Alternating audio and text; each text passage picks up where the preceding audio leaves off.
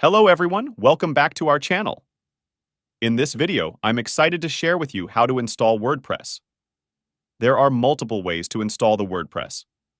I will guide you on how to install it with a hosting providing facility. Every hosting provider like GoDaddy, Hostinger, etc. provides the facility to install WordPress. In my case, I'm using TDM hosting provider. Let's dive right in. On the TDM hosting website homepage, click on the Websites section on the menu bar on the left side of the screen. And click on the Add New Website button. Search for WordPress in the search bar or find it in the available applications. Click on it, and on the pop-up screen, click Next. In the first step of new installation, provide the hosting service. In the next option, provide the domain. Next, fill in the site name in the Site Name section and press Next.